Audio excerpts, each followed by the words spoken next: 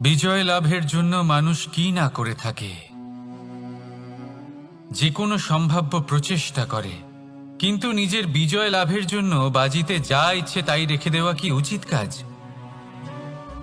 কখনোই নয়।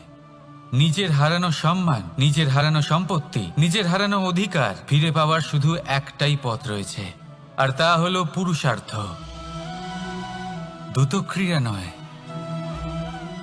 যে মানুষ নিজেই হেরে গেছে, নিজেই নিজের জয়লাভ করার জন্য অন্য কাউকে কিভাবে বাজিতে রাখতে পারে? এ হলো সম্পূর্ণরূপে অনুচিত। অনেক সময় অনেক ধন লাভ করার জন্য, অনেক সম্পত্তি লাভ করার জন্য আমরা নিজের আসল ধন, আমাদের আপনজন, তাদেরকে হারিয়ে ফেলতেও প্রস্তুত হয়ে যাই। এটা একেবারেই উচিত নয়। যত বড়ই সংকট আসুক না কেন, আমাদের আপনজনদের আমাদের সাথেই রাখা উচিত। নিজের বিজয়ের জন্য ওনাদের বাজি রাখা ঠিক নয়। এই ভুল কেউ একজন করেছেন, আপনি তা ভুলেও করবেন না। রাধা রাধা। নারী জন্মসূত্রে কারোর কন্যা, ধর্মসূত্রে কারোর পত্নী, আর কর্মসূত্রে কারোর মা। আমাদের মনে এই ছবি আঁকা রয়েছে একজন নারীকে নিয়ে, তাই না? একটা অতুলনীয় ভূমিকা রয়েছে নারীদের আমাদের জীবনে, আর নারী ছাড়া আমরা কিছুই নই। কিন্তু অধিকার, সেখানে আমরা একটা ভুল করে বসি।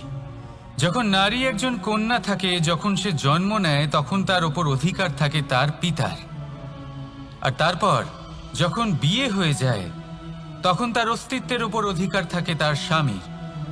আর যখন তিনি মা হন, তখন নিজেই তিনি জীবনের সমস্ত অধিকার দিয়ে দেন তার সন্তানকে। কিন্তু আমরা কি কখনো এটা ভেবেছি এই জীবন হলো তার নিজের? যে নারী সবার কল্যাণ করছেন, তার জীবনের অধিকারও তার কাছেই থাকা উচিত, তাই না? তার নিজের জীবনের সিদ্ধান্ত সে নিজেই নিতে পারেন, নিজেই নিজের ভাগ্যের রচয়িতা হতে পারেন। আর এর জন্য আমাদের নিজেদের পাল্টাতে হবে, দৃষ্টিভঙ্গি পাল্টাতে হবে। কারণ এই ধারণা সেটা আজ বা কালকের ব্যাপার নয়, এটা ঘটে চলেছে বহু বছর ধরে, আর চলতেই থাকবে যদি আমরা এটা না বদলাই।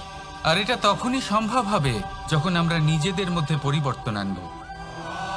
তাই আজকের পর থেকে, এই মুহূর্ত থেকে, কোনো নারীর ওপর অকারণ অধিকার স্থাপনের আগে সহস্রবার ভেবে দেখবেন। কারণ যখন নারী নিজের অধিকার কেড়ে নিতে বাধ্য হবেন, তখন শুধু এবং শুধুমাত্র বিনাশই ঘটবে। রাধা রাধা।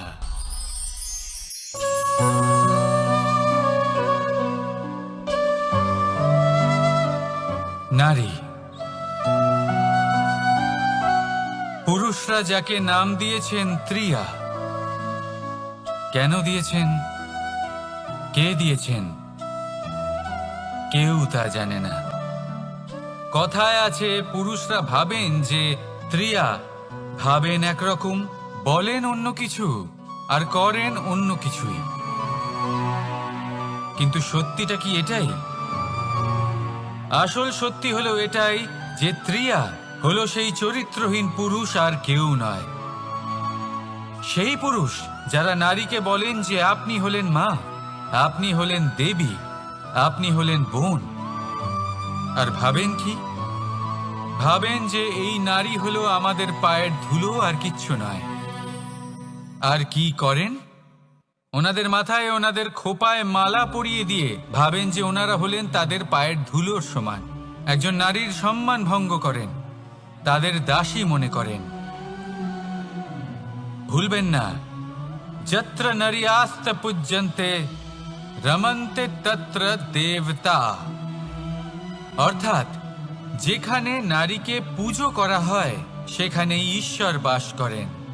আর যেখানে নারীকে অপমান করা হয়, সেখানে ঈশ্বর এবং ভাগ্য এই দুই রুষ্ট হয়। মনে রাখবেন, যদি নারী কল্যাণকারী হতে পারেন, তাহলে নারী মহাচণ্ডী রূপও ধারণ করতে পারেন। যদি একজন নারী মাতা হয়ে জন্মদান করতে পারেন, তাহলে নারী মৃত্যু হয়ে বিনাশও করতে পারেন। যেখানে নারী অপমানিত হবেন, সেখানে মহান ভারতও মহাভারতের পথে অগ্রসর হতে পারে। তাই মনে রাখবেন, নারীর অপমান যেন কখনোই না ঘটে। আর যদি কোথাও নারীর অপমান হয়, তার অর্থ হলো আপনার বিনাশ আপনার দিকেই আসছে। আর এটা হলো তার প্রথম পদক্ষেপের প্রথম পদধ্বনি। রাধা রাধা। যদি সন্তান কোনো দুষ্কর্ম করে, তাহলে সেই অপরাধ শুধু কি সেই সন্তানের? না, যদি সন্তান দুষ্কর্ম করে, তাহলে অপরাধী তার মাতা পিতাও, যারা পুত্রমোহর কারণে সেই অনুচিত কাজে তাকে বাধা দেননি। অপরাধী হলেন তার পিতামহ, যিনি নিজের কর্তব্যবোধের কারণে নিজের পরিবারের যত্ন নেননি, যিনি সন্তানকে কখনো শাস্তি দেননি। অপরাধী হলেন তার সেই গুরুও, যিনি নিজের শিষ্যের সেই দুষ্কর্ম দেখেও তাকে প্রতিহত করতে পারেননি। একজন হবু রাজার কর্তব্য হলো নিজের প্রজার কাছে সে যেন এক উদাহরণ প্রস্তুত করতে পারে। কিন্তু যদি এত অনুচিত উদাহরণ প্রস্তুত হয়ে থাকে, তাহলে মা বাবার, বাড়ির বয়োজ্যেষ্ঠদের কর্তব্য হলো ওনারা যেন সেটা সেখানেই থামায়, হয় ভালোবেসে, নয়তো শাস্তি দিয়ে। যদি না থামানো হয়, তাহলে মহাভারত অবশ্যম্ভাবী। অনেক ব্যক্তির মনে একটা প্রশ্ন জাগে আমাকে আর রাধাকে নিয়ে। বলেন যে, না আমি আর রাধা একসাথে থাকি, না আমাদের বিয়ে হয়েছে। আমি এখানে দ্বারকাতে, ও ওখানে বর্ষণাতে, তাও এত ভালোবাসা কি করে? এ কেমন সম্পর্ক? আমি তাদের একটা সহজ কথা বলতে চাই। আপনি কখনো আয়নার দিকে দেখেছেন? নিজের দুই চোখের দিকে তাকিয়ে জিজ্ঞাসা করুন, এই দুই চোখ একসাথে কেন বন্ধ হয়, একসাথে কেন খোলে, একসাথে কেন ঘুমোয়, একসাথে কেন কাঁদে? আজীবন কোনো এক মানুষের সাথে সম্পর্ক রাখা অবশ্যই সম্ভব, তাদের সাথে দেখা না করে। আমার আর রাধার ভালোবাসাও কিছুটা এরকমই, আর কিছুটা এরকমই হয় ভালোবাসা দুই নয়নের মতো, যারা কখনোই মিলিত হবে না, কিন্তু চিরকালের জন্য একসাথে জুড়ে থাকবে। এই অনুভূতি নিঃস্বার্থ হয়, আর এই নিঃস্বার্থ ভালোবাসা আপনাকে আনন্দের পথে অগ্রসর করে। জীবনে সবসময় নিঃস্বার্থভাবে ভালোবাসুন, শুধুমাত্র আনন্দই পাবেন। তাহলে আসুন আমার সাথে নিঃস্বার্থভাবে ভালোবেসে বলুন, রাধা রাধা। মানুষ, কোন ব্যক্তির নির্মাণ হয় কিভাবে?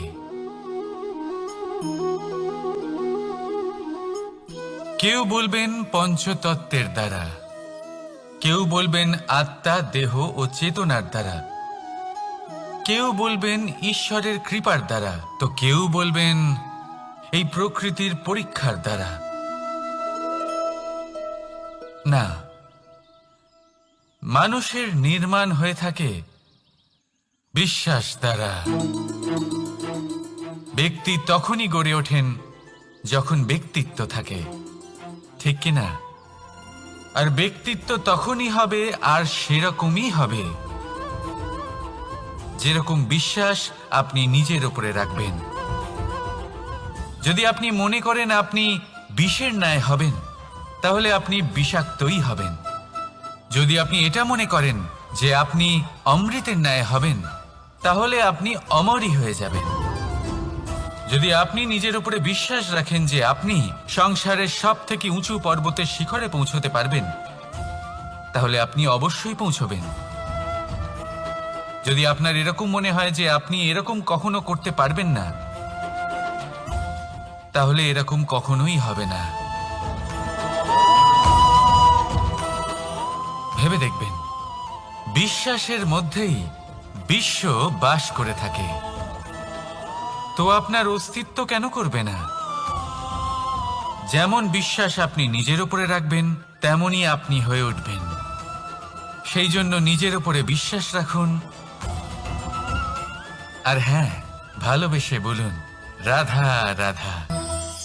শত্রুতা। একজন মানুষ অন্য মানুষের সাথে শত্রুতা করে বসেন, দুজন ঘনিষ্ঠ বন্ধু। এমনও এক সময় আসতে পারে যখন এনারা একে অপরের শত্রু হয়ে ওঠেন। এর অনেকগুলো কারণ হতে পারে, কিন্তু মূল কারণ হলো আলোচনা।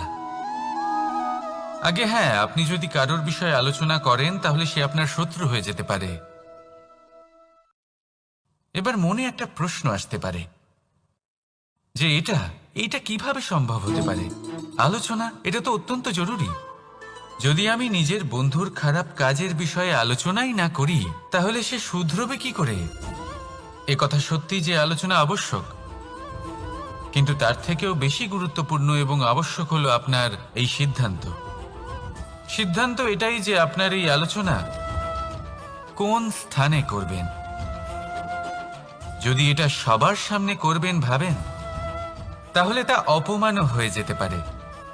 যদি এটা আলাদাভাবে করেন তাহলে তা পরামর্শ হয়ে যায়। অপমান কেউ স্বীকার করতে পারেন না, কিন্তু পরামর্শ সকলের ভালো লাগে। তাহলে যদি আপন কারোর জন্য ভালো কিছু চান, কাউকে শুধরে দিতে চান, আর আপনার মনে হয় আলোচনা আবশ্যক, তাহলে সর্বপ্রথম সময়, পরিস্থিতি আর স্থানের কথা মনে রাখবেন। নয়তো এই আলোচনা আপনাকে খুব ভোগাতে পারে। তাহলে আসুন আমার সাথে ভালোবেসে বলুন, রাধা রাধা।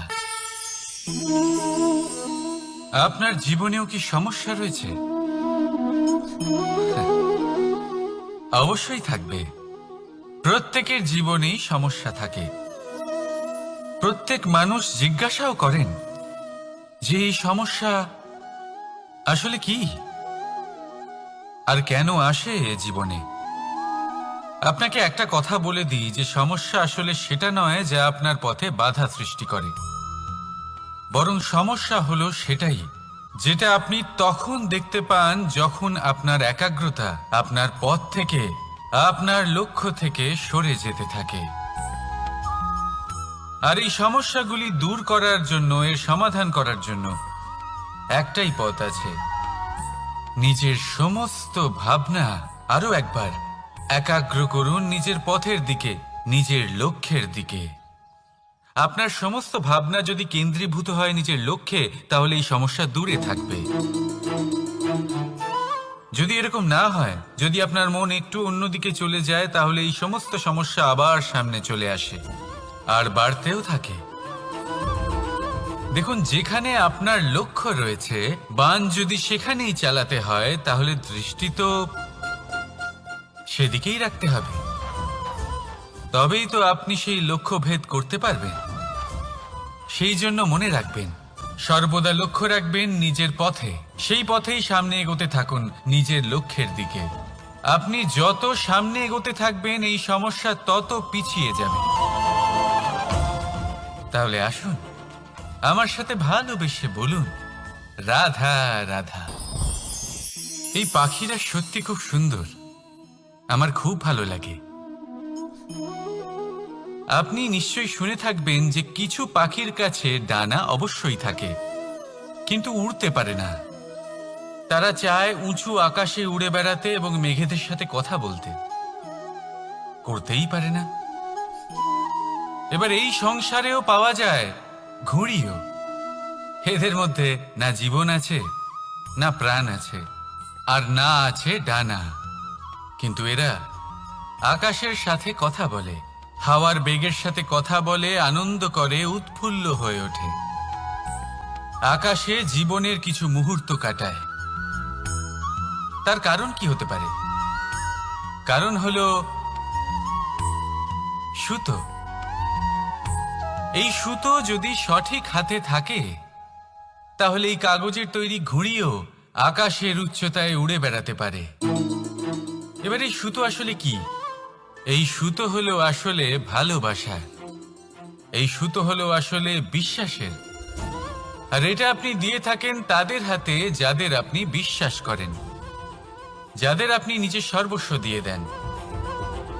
ভেবে দেখুন, এই ভালোবাসা আর বিশ্বাসের সুতো আপনি যদি সঠিক মানুষের হাতে দিয়ে দেন, তাহলে আপনি অনেক উচ্চতায় উঠতে পারবেন, আকাশের উচ্চতায় উড়ে বেড়াতে পারবেন, মেঘের সাথে কথা বলতে পারবেন, পাখিদের মতো উড়তে পারবেন, যা ইচ্ছে তাই করতে পারবেন।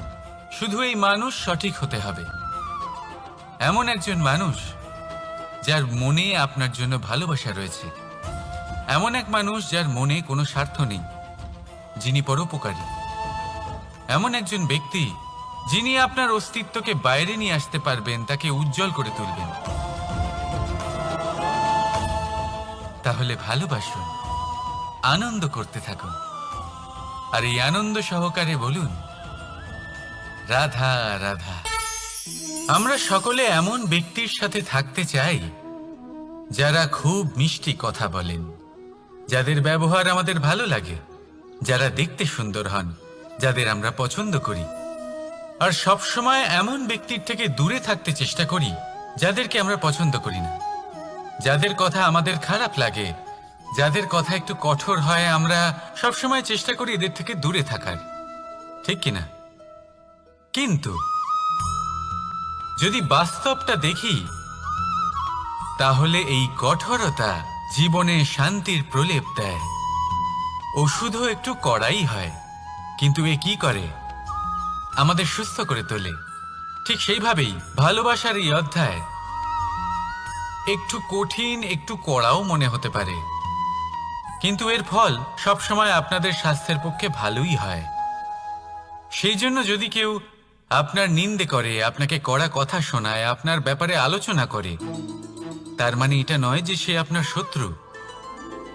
হতে পারে তিনি আপনার বন্ধু হন, আপনার জন্য ভালো চান, আপনাকে শুধরে নিতে চান, আপনার মধ্যে কোনো পরিবর্তন দেখতে চান। সেই জন্য কখনো কারোর কথা শুনে বা কাউকে দেখে প্রাথমিকভাবে এই সিদ্ধান্ত নেবেন না যে তিনি আপনার শত্রু হন নাকি আপনার বন্ধু হন।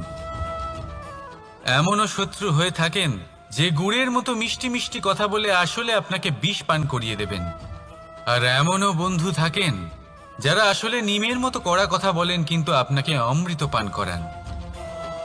এদের মধ্যে পার্থক্য করতে জানতে হবে, কে আসলে শত্রু হন আবার কে আসলে মিত্র হন।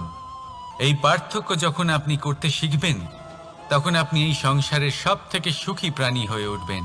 এই পার্থক্য বোঝা সহজ নয়, কিন্তু অবশ্যই আবশ্যক। রাধা রাধা। অসুখ।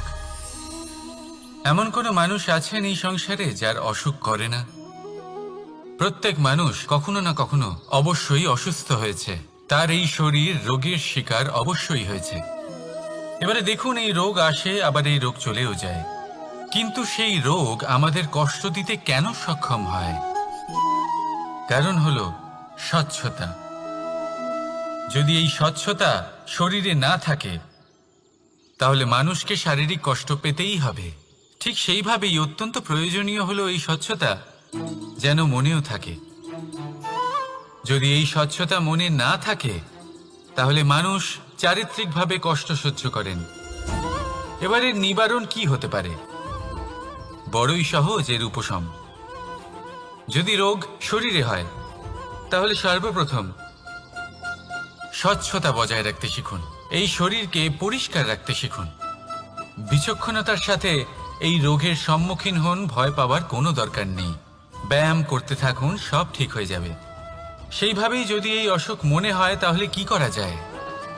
সর্বপ্রথম তার আধারের উপরে নজর দিন। আপনার এই আধারই হলো আপনার আহার। যা আপনি আহার করবেন সেরকমই মানুষ হয়ে উঠবেন। সেইভাবেই আপনি যেরকম ভাবেন সেরকমই মানুষ হয়ে উঠবেন। সেই জন্য নিজের ভাবনাকে শুভ করুন, নিজের দৃষ্টিভঙ্গিকে শুভ করে তুলুন, সব কিছু সঠিক হবে। আপনার আমার সবার মধ্যেই এক রাক্ষস বাস করে, তার সম্মুখীন হন, তাকে পরাস্ত করুন। তাহলে এই রোগ সে শরীরেই হোক বা মনের মধ্যে, যদি সঠিক সময় তাকে আটকানো না যায়, তাহলে যে কোনো সময় তা মহামারীর রূপ ধারণ করবে।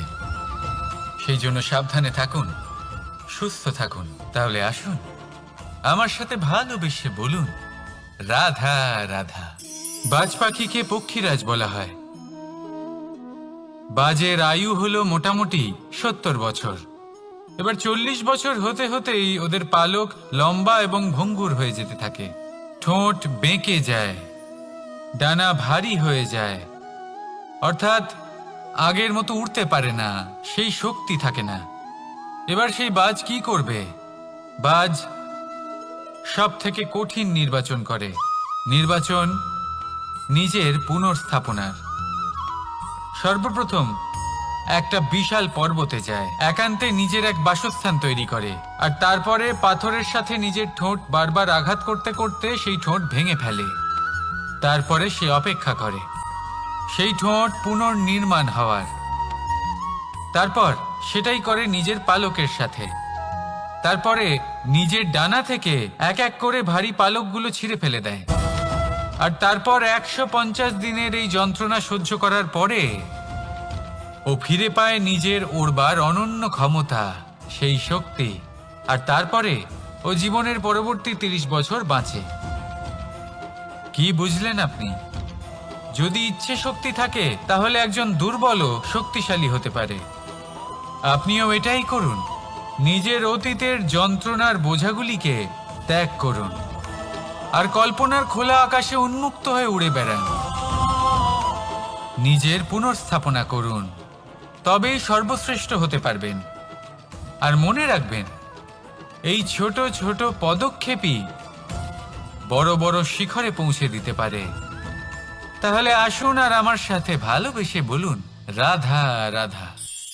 আপনি কি কখনো জলকে নিজের মুঠোতে ধরে রাখার চেষ্টা করেছেন? চলুন আজ করা যাক।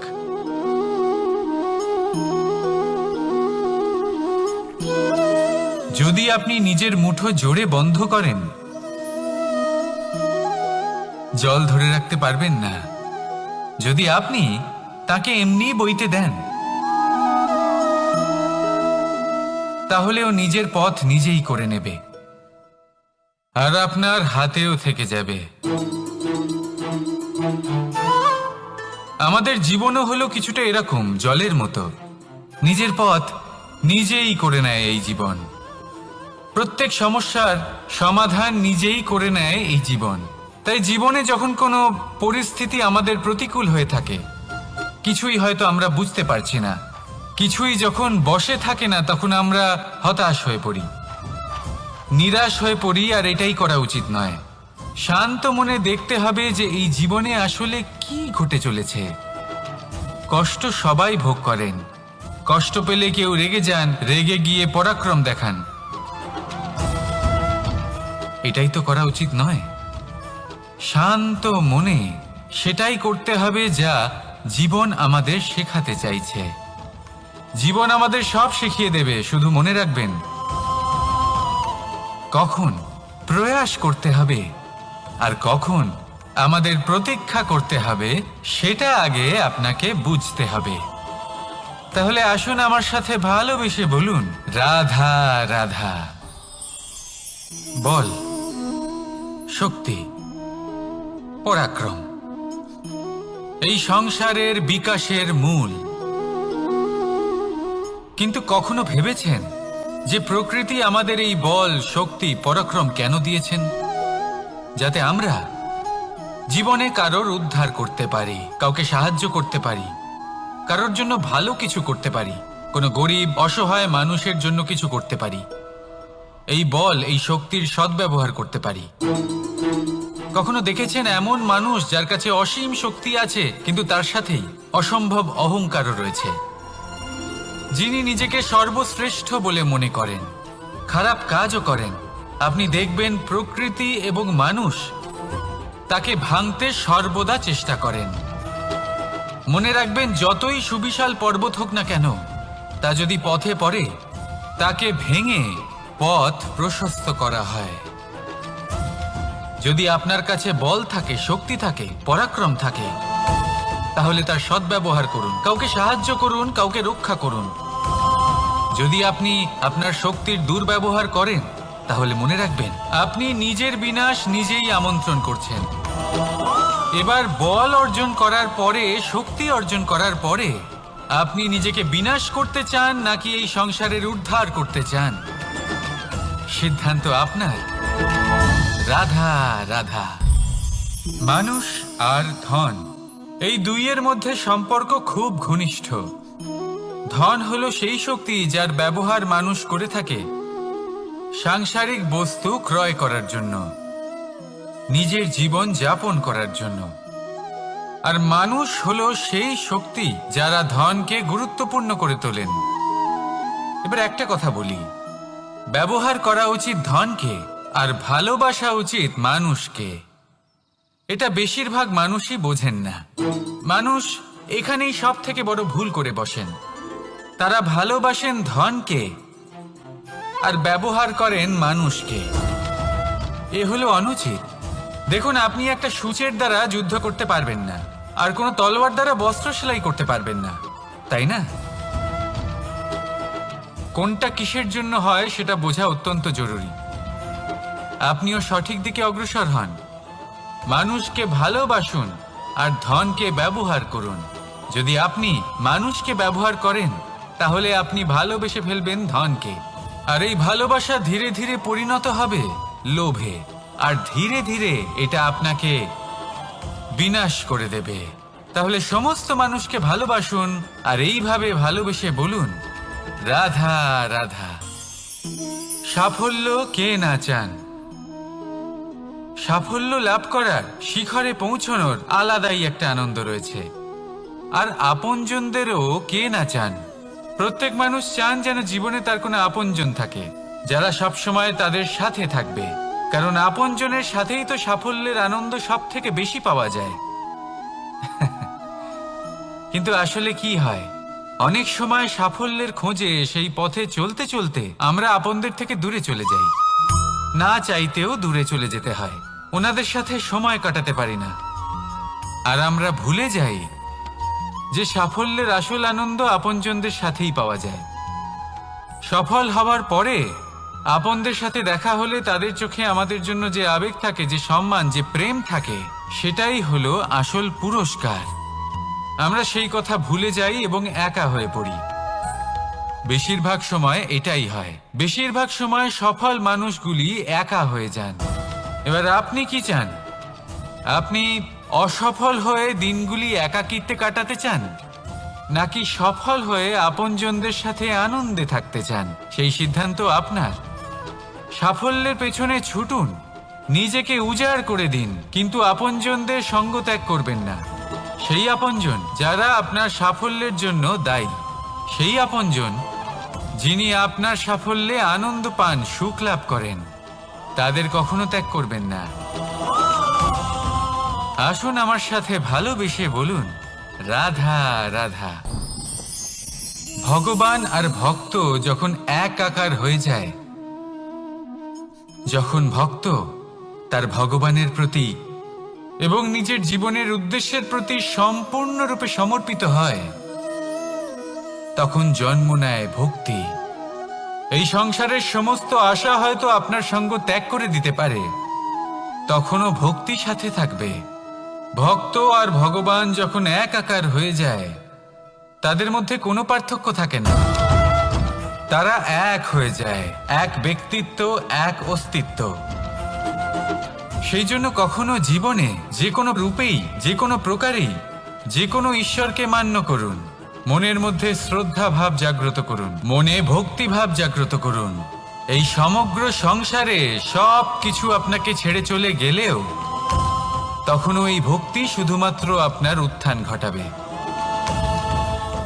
তাই মনে ভক্তি জাগ্রত করুন আর আমার সাথে ভালোবেসে বলুন, রাধা রাধা। শব্দই হলো শূন্য, শব্দই হলো আরম্ভ, শব্দই হলো অন্ত, শব্দই হলো অমর, শব্দই হলো ব্রহ্ম। এই শব্দ হলো অত্যন্ত বিশেষ। কেউ কাঁদলে তাকে হাসিয়ে তোলে, কেউ হাসলে তাকে কাঁদিয়ে দেয়। কারোর মনে উদ্দীপনা জাগিয়ে তুলতে পারে, আবার কারোর মনে কাঁটা হয়ে বিঁধে থাকতে পারে। একটা অত্যন্ত গুরুত্বপূর্ণ কথা যা বোঝা অত্যন্ত আবশ্যক। আপনার মন, আপনার হৃদয়ে যতই শুদ্ধ হোক না কেন, যতই পবিত্র হোক না কেন, আপনার দৃষ্টিভঙ্গি যতই স্পষ্ট হোক না কেন, যদি আপনার কথা পবিত্র না হয়, যদি আপনার শব্দ শুদ্ধ না হয়, তাহলে তা আপনাকে আপনার কর্মফল ভোগ করতে বাধ্য করবেই। একটা সহজ উদাহরণ দিই। আপনার জীবনে এমন কেউ অবশ্যই থাকবেন যাকে আপনি পছন্দ করেন না, যিনি হয়তো অধর্মী মানুষ, যিনি হয়তো দুর্বুদ্ধি সম্পন্ন মানুষ, কিন্তু তার জন্য অপশব্দ প্রয়োগ করলে তার মধ্যে কোনো পরিবর্তন আসবে না, তার মানসিকতা বদলাবে না, শুধু মনে প্রতিশোধ স্পৃহা জেগে উঠবে, মনে হিংসা জাগবে, আর কিচ্ছু নয়। সেই জন্য নিজের শব্দকে নিয়ন্ত্রণ করুন, নিজের কথা সংযত করুন।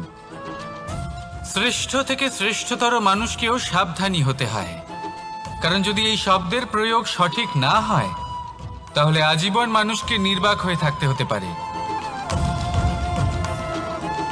তাহলে নিজের শব্দ নিয়ন্ত্রিত রাখুন, নিজের কথাকে শুভ করুন, এতে প্রেমবোধ জাগিয়ে তুলুন, আর সেই প্রেমবোধ নিয়েই বলুন রাধা রাধা। বরদান এবং অভিশাপ, এই দুই হলো একই মুদ্রার দুটি পিঠ। এই বরদান আমরা অনেক কারণে পেতে পারি, কখনো নিজের পরিশ্রমের কারণে, কখনো নিজের তপস্যার কারণে, কখনো আমাদের পূর্বপুরুষদের কর্ম ও তপস্যার কারণে। কিন্তু এই বরদান কতক্ষণ বরদান থাকবে তা আমরা নিশ্চিত করতে পারি না, তা সুনিশ্চিত করে শুধুমাত্র আমাদের কর্ম। যদি আপনাকে উদাহরণ দিই, আপনি রেশমের কীট দেখেছেন? ও বরদান পেয়েছে যে ও নিজের সুরক্ষার জন্য খোলস বানাতে পারে। এবারও তাতে এত মত্ত হয়ে যায় যে এমন এক আবরণ বানিয়ে ফেলে যাতে সে নিজেই আবদ্ধ হয়ে চাপা পড়ে মরে যায়। এটার তাৎপর্য কি? তাৎপর্য খুবই সরল। গর্ব করা খুবই ভালো, কিন্তু অহংকার করা কখনোই উচিত নয়। যদি অহংকার মনের মধ্যে প্রবেশ করে, তাহলে এই বরদান অভিশাপে পরিণত হতে সময় লাগে না। আর যদি কর্মশ্রেষ্ঠ হয়, তাহলে অভিশাপও বরদানে পরিণত হয়। তাহলে আসুন, শ্রেষ্ঠ কর্ম করুন আর আমার সাথে ভালোবেসে বলুন রাধা রাধা। সুখ, দুঃখ, মৃত্যু, মহামারী, এগুলো কখনো বলে আসে না, আবার জিজ্ঞাসা করেও আসে না। এমনই হয় দ্রুত ক্রীড়ার এই খেলায়। এক কারাগারের মতো, একটা মাকড়সার জালের মতো। যেমন একটা মাকড়সার জাল একটা পোকাকে নিজের দিকে আসতে আকর্ষিত করে নিজের চমকের দ্বারা, নিজের গঠন দ্বারা, সেরকমই দ্রুত ক্রীড়ার এই খেলা মানুষকে নিজের দিকে আসতে প্ররোচিত করে। শেষে গিয়ে মানুষ আটকা পড়ে। পার্থক্য শুধু এটাই, যখন এক পোকা এই জালে জড়িয়ে পড়ে তখন সে তার প্রাণ হারায়। মানুষ যখন এই দ্রুত ক্রীড়ায় আকর্ষিত হয়, সে নিজের মান, নিজের ধন সব কিছু হারায়, নিজের বিবেক হারিয়ে ফেলে। কিন্তু আপনি আপনার বিবেক কখনোই হারাবেন না। যদি আপনার মনে লোভ চলে আসে, আপনি লোভী হয়ে ওঠেন। যদি আপনি দ্রুত ক্রীড়ার এই খেলায় আটকা পড়েন, তাহলে মনে রাখবেন, এই খেলা থেকে ফিরে আসা প্রায় অসম্ভবই বলা যায়। নিজের বিবেক কখনো হারাতে দেবেন না, কারণ বিনাশ আসার প্রথম লক্ষণ হলো বিবেকের বোধ চলে যাওয়া। এই প্ররোচনায় কখনো পা দেবেন না। আর আমার সাথে ভালোবেসে বলুন রাধা রাধা। বিজয়, বিজয় লাভের জন্য মানুষ কি না করে থাকে, যে কোনো সম্ভাব্য প্রচেষ্টা করে। কিন্তু নিজের বিজয় লাভের জন্য বাজিতে যা ইচ্ছে তাই রেখে দেওয়া কি উচিত কাজ? কখনোই নয়। নিজের হারানো সম্মান, নিজের হারানো সম্পত্তি, নিজের হারানো অধিকার ফিরে পাওয়ার শুধু একটাই পথ রয়েছে, আর তা হলো পুরুষার্থ, দ্রুত ক্রীড়া নয়। যে মানুষ নিজেই হেরে গেছে, নিজেই নিজের জয়লাভ করার জন্য অন্য কাউকে কিভাবে বাজিতে রাখতে পারে? এ হলো সম্পূর্ণরূপে অনুচিত। অনেক সময় অনেক ধন লাভ করার জন্য, অনেক সম্পত্তি লাভ করার জন্য আমরা নিজের আসল ধন, আমাদের আপনজন, তাদেরকে হারিয়ে ফেলতেও প্রস্তুত হয়ে যাই। এটা একেবারেই উচিত নয়। যত বড়ই সংকট আসুক না কেন, আমাদের আপনজনদের আমাদের সাথেই রাখা উচিত। নিজের বিজয়ের জন্য ওনাদের বাজি রাখা ঠিক নয়। এই ভুল কেউ একজন করেছেন, আপনি তা ভুলেও করবেন না। রাধা রাধা। নারী জন্মসূত্রে কারোর কন্যা, ধর্মসূত্রে কারোর পত্নী, আর কর্মসূত্রে কারোর মা। আমাদের মনে এই ছবি আঁকা রয়েছে একজন নারীকে নিয়ে, তাই না? একটা অতুলনীয় ভূমিকা রয়েছে নারীদের আমাদের জীবনে, আর নারী ছাড়া আমরা কিছুই নই। কিন্তু অধিকার, সেখানে আমরা একটা ভুল করে বসি। যখন নারী একজন কন্যা থাকে, যখন সে জন্ম নেয়, তখন তার ওপর অধিকার থাকে তার পিতার। আর তারপর যখন বিয়ে হয়ে যায়, তখন তার অস্তিত্বের ওপর অধিকার থাকে তার স্বামীর। আর যখন তিনি মা হন, তখন নিজেই তিনি জীবনের সমস্ত অধিকার দিয়ে দেন তার সন্তানকে। কিন্তু আমরা কি কখনো এটা ভেবেছি এই জীবন হলো তার নিজের? যে নারী সবার কল্যাণ করছেন, তার জীবনের অধিকারও তার কাছেই থাকা উচিত, তাই না? তার নিজের জীবনের সিদ্ধান্ত সে নিজেই নিতে পারেন, নিজেই নিজের ভাগ্যের রচয়িতা হতে পারেন। আর এর জন্য আমাদের নিজেদের পাল্টাতে হবে, দৃষ্টিভঙ্গি পাল্টাতে হবে। কারণ এই ধারণা সেটা আজ বা কালকের ব্যাপার নয়, এটা ঘটে চলেছে বহু বছর ধরে আর চলতেই থাকবে যদি আমরা এটা না বদলাই। আর এটা তখনই সম্ভব হবে যখন আমরা নিজেদের মধ্যে পরিবর্তন আনব। তাই আজকের পর থেকে, এই মুহূর্ত থেকে, কোনো নারীর ওপর অকারণ অধিকার স্থাপনের আগে সহস্রবার ভেবে দেখবেন। কারণ যখন নারী নিজের অধিকার কেড়ে নিতে বাধ্য হবেন, তখন শুধু এবং শুধুমাত্র বিনাশই ঘটবে। রাধা রাধা।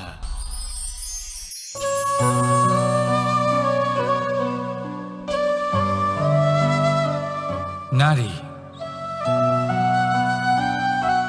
পুরুষরা যাকে নাম দিয়েছেন ত্রিয়া, কেন দিয়েছেন, কে দিয়েছেন, কেউ তা জানে না। কথায় আছে, পুরুষরা ভাবেন যে ত্রিয়া, ভাবেন একরকম, বলেন অন্য কিছু, আর করেন অন্য কিছুই। কিন্তু সত্যিটা কি এটাই? আসল সত্যি হলো এটাই যে ত্রিয়া হলো সেই চরিত্রহীন পুরুষ, আর কেউ নয়। সেই পুরুষ যারা নারীকে বলেন যে আপনি হলেন মা, আপনি হলেন দেবী, আপনি হলেন বোন। আর ভাবেন কি? ভাবেন যে এই নারী হলো আমাদের পায়ের ধুলো, আর কিচ্ছু নয়। আর কি করেন? ওনাদের মাথায়, ওনাদের খোপায় মালা পরিয়ে দিয়ে ভাবেন যে ওনারা হলেন তাদের পায়ের ধুলোর সমান। একজন নারীর সম্মান ভঙ্গ করেন, তাদের দাসী মনে করেন। ভুলবেন না, যত্র নারীয়াস্ত পূজ্যন্তে রমন্তে তত্র দেবতা। অর্থাৎ যেখানে নারীকে পুজো করা হয়, সেখানে ঈশ্বর বাস করেন। আর যেখানে নারীকে অপমান করা হয়, সেখানে ঈশ্বর এবং ভাগ্য এই দুই রুষ্ট হয়। মনে রাখবেন, যদি নারী কল্যাণকারী হতে পারেন, তাহলে নারী মহাচণ্ডী রূপও ধারণ করতে পারেন। যদি একজন নারী মাতা হয়ে জন্মদান করতে পারেন, তাহলে নারী মৃত্যু হয়ে বিনাশও করতে পারেন। যেখানে নারী অপমানিত হবেন, সেখানে মহান ভারতও মহাভারতের পথে অগ্রসর হতে পারে।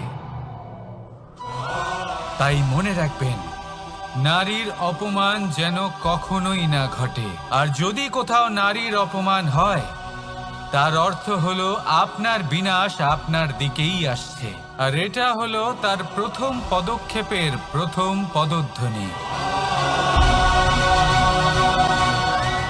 রাধা রাধা।